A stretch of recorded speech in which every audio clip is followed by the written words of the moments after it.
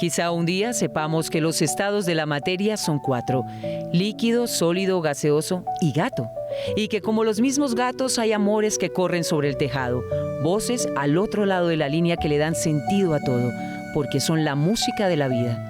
Que la soledad estuvo desde el principio y que si los amigos muertos regresaran, llegarían para darnos el abrazo que extrañamos. Hoy, en Señal Literaria, uno de los escritores más queridos por los lectores del país literario, Darío Jaramillo Agudelo.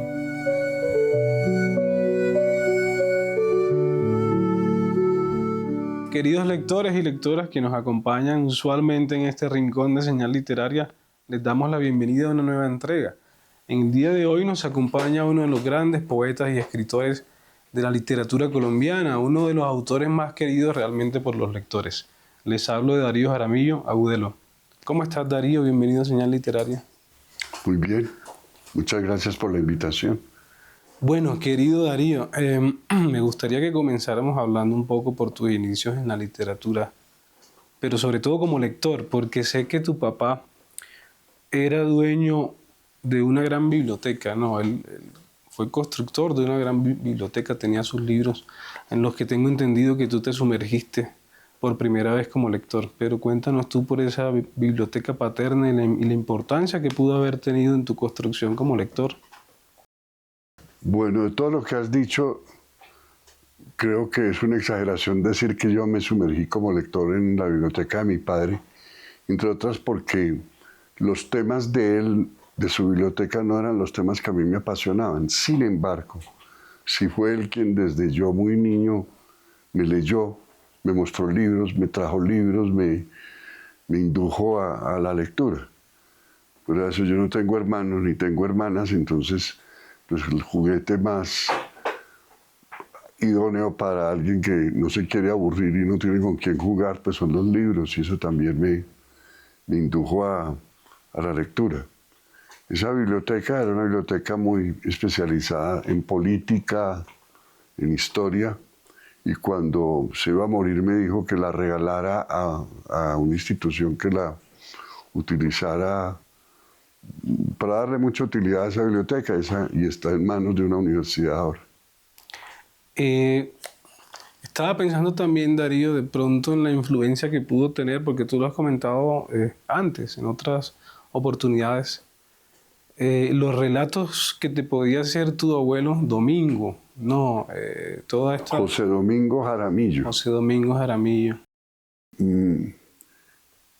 Él estaba ciego porque en una cacería un disparo estaban rodeando no sé qué animal, y el disparo que iba para el animal le cayó a un ojo y él perdió la vista. Yo lo conocí ya ciego. Él se dedicaba, gastaba su tiempo tejiendo mochilas con cabuya, y lo hacía así sin ver.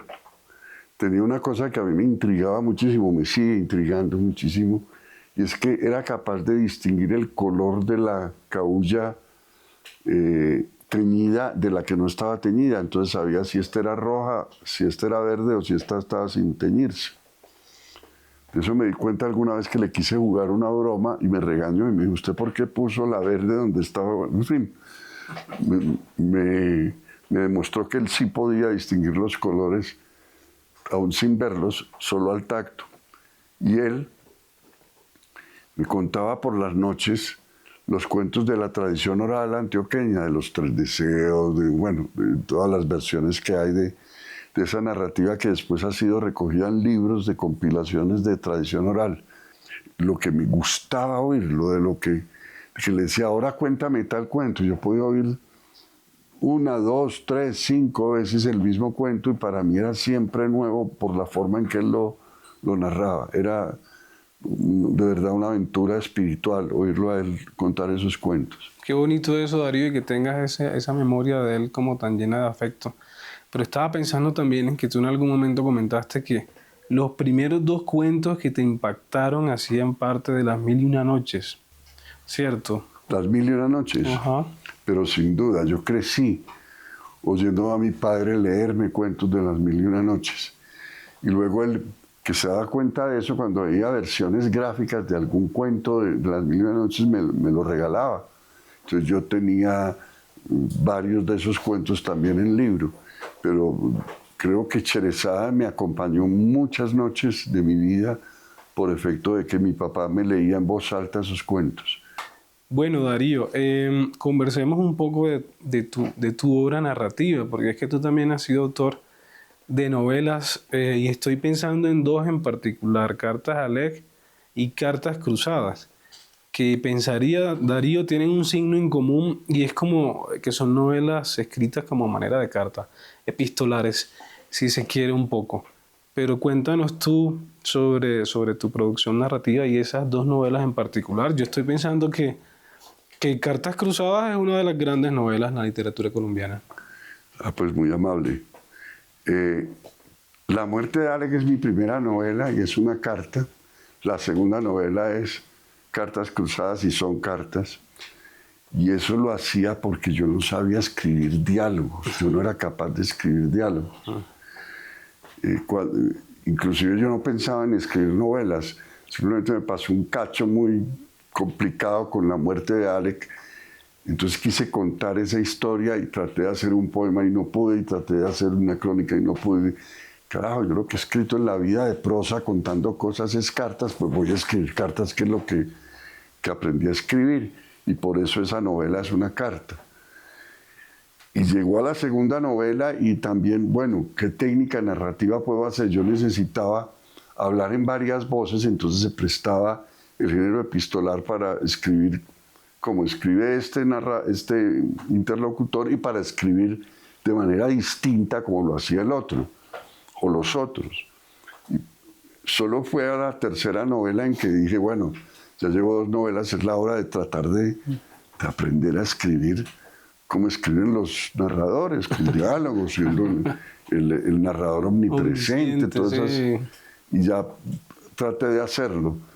A pesar de haber sido lector de novela toda la vida, me demoré un buen rato en escribir novelas como novelas y le robé al género epistolar sus cualidades para poder contar esos cuentos.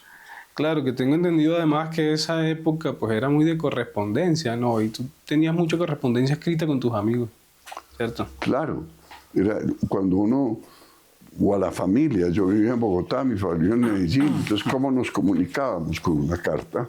Bueno, querido Darío, hablando sobre Cartas Cruzadas, yo me estaba acordando de una anécdota que tú comentaste en algún momento, que era una señora que veías sentada en un balcón, si se quiere, mirando un poco lejos, y que ese pudo ser el germen de esa novela, pero cuéntanos tú. Es verdad, era en Medellín, y decían los chismes del edificio que un mafioso que había comprado un apartamento allí, se había traído a su mamá de un barrio donde había vivido toda la vida a vivir a un edificio del centro y que la señora no tenía relación con nadie. Algún día me asomo yo al balcón y lo que veo, así como en diagonal abajo, es una señora instalada en una silla, sí, mirando como al vacío.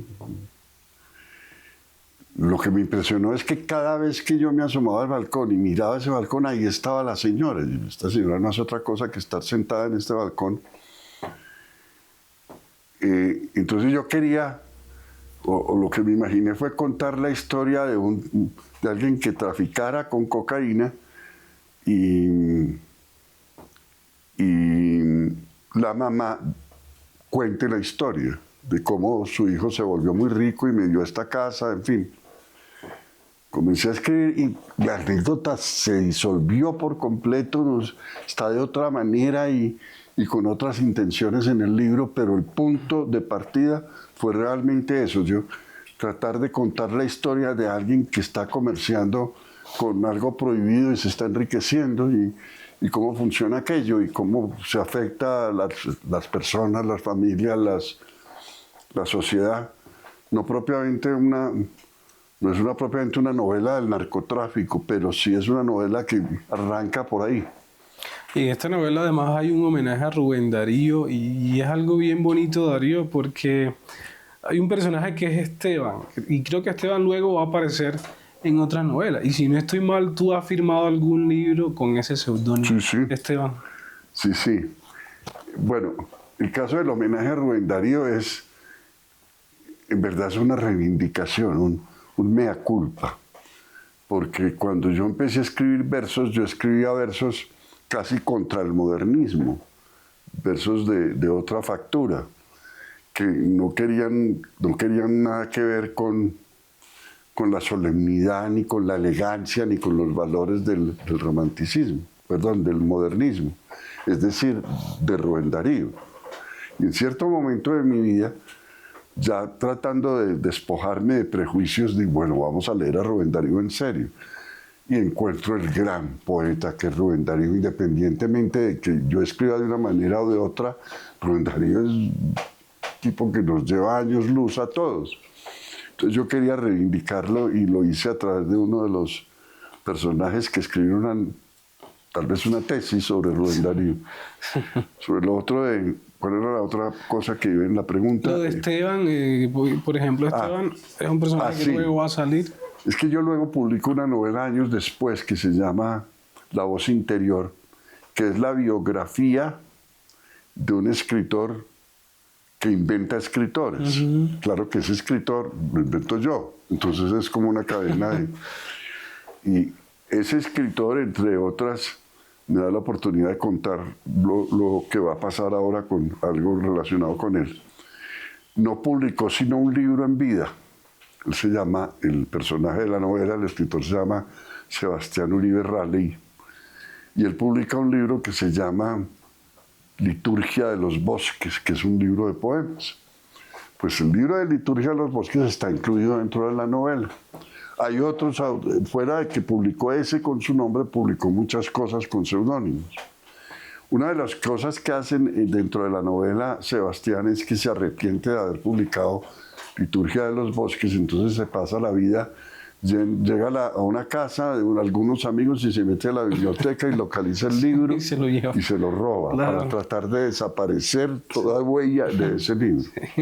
Pues bien, ahora el Fondo de Cultura Económica va a hacer una edición de de Liturgia de los Bosques, ya con mi nombre. Claro. Es un libro sobre árboles, sobre plantas, es un libro a la naturaleza, al reino vegetal. Pero sí, son personajes. Y Esteban, de alguna manera, sí se traslada a una de esas novelas. Es decir, me gusta que los personajes de ficción queden vivos por ahí y se me metan en otras novelas y haya como unas relaciones que no necesariamente tienen que ser explícitas, no exigen haberlo conocido antes para verlo en una novela de nuevo. Sí, eso es muy divertido, Darío, y además por eso era lo que te quería preguntar, a propósito de lo que estás hablando, la literatura como divertimento, ¿no? Yo creo que tú has reivindicado eso. En ningún momento he sentido yo, y creo que tus lectores, que tú hayas hablado o recalcado una literatura densa, pesada, aburrida, sino que en el mismo oficio de escribir se siente como algo muy divertido, un divertimento y algo muy ameno que se le traslada a los lectores. Bueno, la literatura es tiempo libre. Uno lee novelas en los ratos en que no tiene otra cosa que hacer. ¿Por qué volverlo como un ejercicio de físico, de alzar pesas? Claro. Si consigo una novela que sea divertida, que me entretenga, pues estoy usando muy bien mi tiempo libre. Por eso tengo un fanatismo, uno de los pocos fanatismos que creo que tengo por la novela del siglo XIX o la novela anterior al 31 de diciembre de 1899. Claro. Cualquier autor de esas épocas se recomienda a ciegas. Si está aburrido en una isla desierta, vaya a la biblioteca de la isla desierta y cójase una novela de Víctor Hugo que va a quedar fascinado, o de Stendhal, o de Flaubert, o de Tolstoy, o en fin, de cualquiera de los autores novelistas del siglo XIX. Y el ejercicio mismo de la escritura para mí también ha sido eso. Yo no escribo para sufrir. A veces escribo para contar sufrimientos, pero no sufro mientras escribo, sino que y eso me facilita también el trabajo de taller. Yo quiero que mi prosa sea buena, que mis poemas sean, pues, por lo menos decentes, entonces los trabajo mucho y me divierto mucho haciendo eso, no lo hago sufriendo. Y otra cosa que te ha sucedido también es que de pronto tú no has sido como ese escritor prototípico que quiere andarse exhibiendo, no, creo que de pronto eres más bien un escritor que convive con sus lecturas, que le gusta estar retirado en silencio.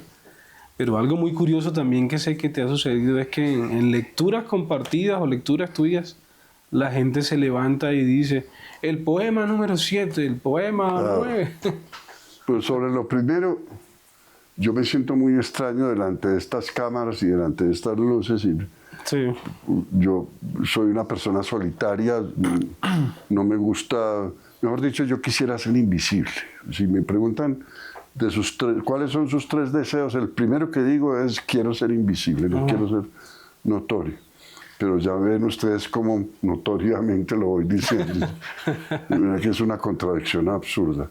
Lo otro que me decías era de lo que te ha sucedido en eventos, por ejemplo, que la gente... Ah, ya, es que eso fue una historia con Gonzalo Celorio, el escritor mexicano, que nos invitan a una lectura en la Universidad Nacional. Era algún festival grande que había, porque había mucha gente en ese recinto. Entonces me tocó a mí el turno y alguien gritó el 12 y después alguien lo leí. Entonces leí poemas de amor número 2, el 13, no sé qué. Entonces Gonzalo dijo que eso parecía un bingo porque era la gente gritando números. Eso no sucede sino en los juegos de bingo, en los juegos de lotería. Esa es la historia del 12 y el 13. Eso me ha pasado ya varias veces. Claro. Bueno, querido Darío, si te parece, yo te invito a terminar esta conversación en otro espacio de tu casa, que te damos las gracias por habernos acogido también. Pues son bienvenidos. No vengan mucho con tantos equipos, vengan sin equipos y son todavía más bienvenidos, pero son bienvenidos.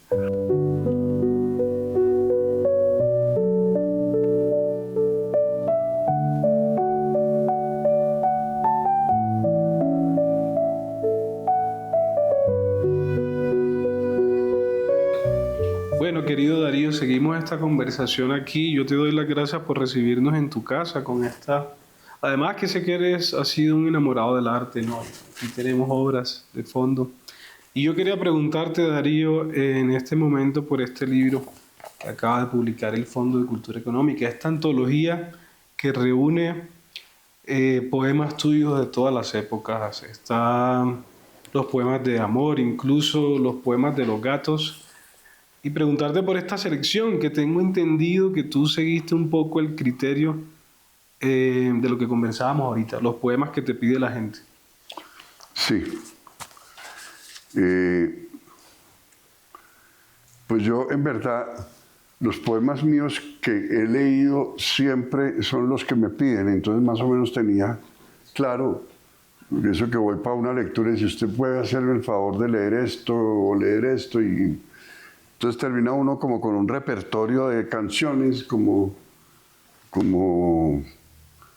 que son las que cantan todos los conciertos, igual esto. Sí, claro. Entonces dije, bueno, si voy a hacer una antología, primero estos que son los que sé, los que he releído, los que conozco, y después explorar en el resto de los libros a ver qué más se puede añadir. Efectivamente, los de ese primer grupo pues no bastaban para hacer un libro con ellos, entonces le fui metiendo cosas para tratar de hacer un recorrido completo de los libros que he publicado, y el resultado fue esta antología. Y siguiendo un poco en tu obra poética, Darío, El cuerpo y otra cosa, este poemario que te valió el Premio Nacional de Poesía, preguntarte un poco por ese título, El cuerpo y otra cosa. ¿Cuál es la otra cosa? Precisamente porque la otra cosa son varias otras cosas, es que puse la palabra cosa, que detesto. Porque es el cuerpo y la muerte, el cuerpo y el amor, el cuerpo y la vida, el cuerpo y la persona, el cuerpo y el yo. Son intercambiables todas esas otras cosas, y por eso el título tan genérico y tan abarcador. Y es un libro, sí, es un libro sobre la muerte. Sí, de hecho, el corolario de ese libro, el colofón, si se quiere, hay una elegía a los amigos fallecidos. Hay 4 elegías ahí, porque Yo me envejecí sin que la muerte me visitara, pero a varios amigos míos sí como que les hizo la visita antes y le quitó de la cantidad de afecto que hay en el mundo para mí, se desapareció ahí una buena cantidad con esas muertes. Bueno, Darío, y la música. Sé que has dicho, por ejemplo, has confesado tu amor a autores como Rolando La Serie, ¿no? Pero yo sé que hay otros por ahí, como The Beatles, Rolling Stone, Chabela Vargas y el mismo Bob Dylan, dicho sea de paso, premio Nobel de literatura. Pero cuéntanos tú un poco por esa pasión musical. Pero yo en general no pongo música mientras como, mientras escribo. Yo necesito para la música estar con ella.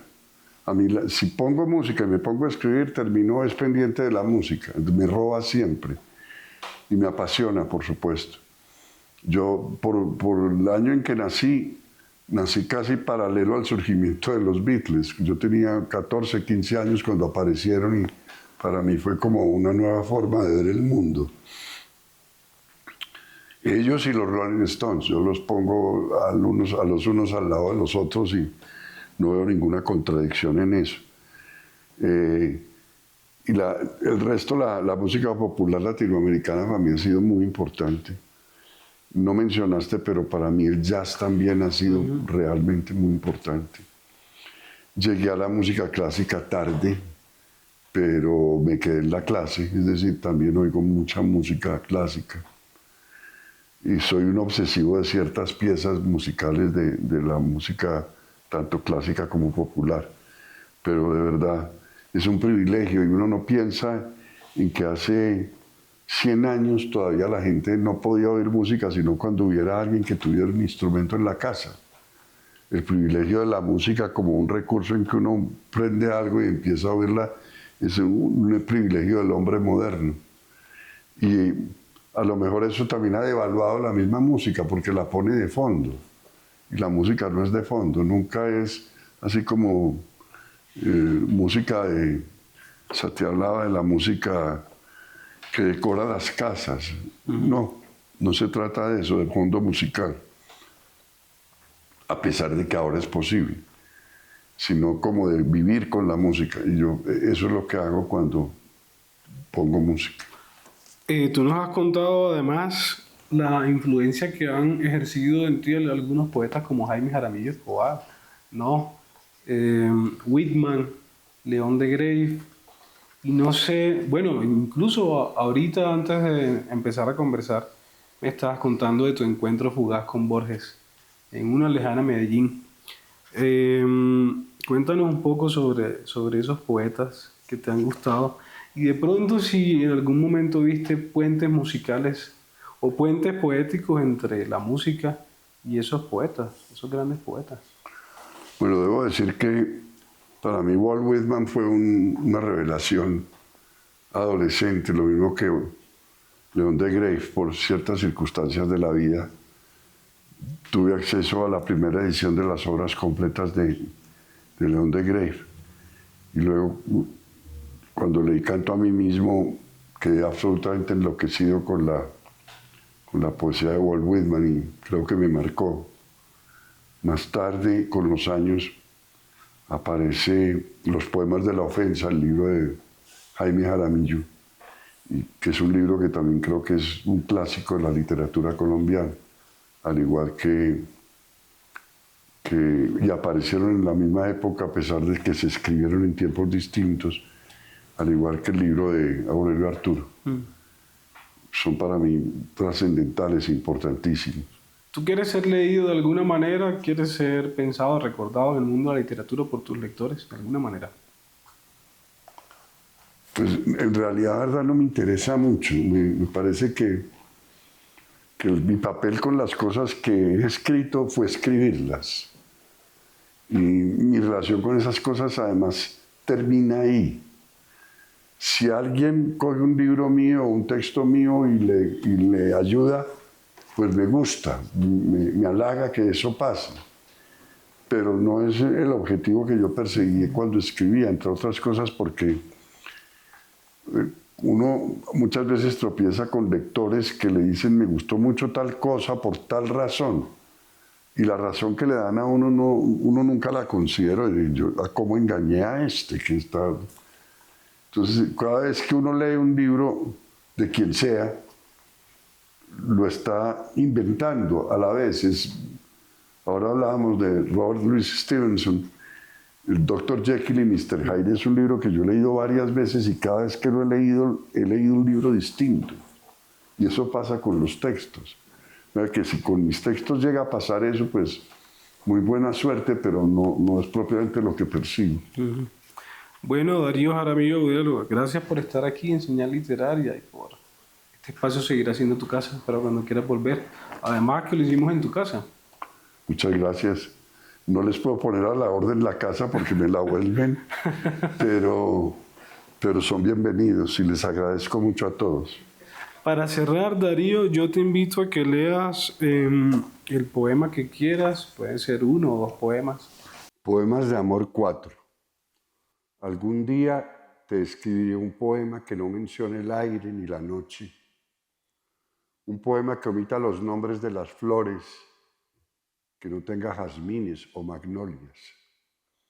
Algún día te escribiré un poema sin pájaros ni fuentes, un poema que eluda el mar y que no mire a las estrellas. Algún día te escribiré un poema que se limite a pasar los dedos por tu piel, que convierta en palabras tu mirada, sin comparaciones, sin metáforas. Algún día escribiré un poema que huela a ti, un poema con el ritmo de tus pulsaciones, con la intensidad estrujada de tu abrazo. Algún día te escribiré un poema, el canto de mi dicha.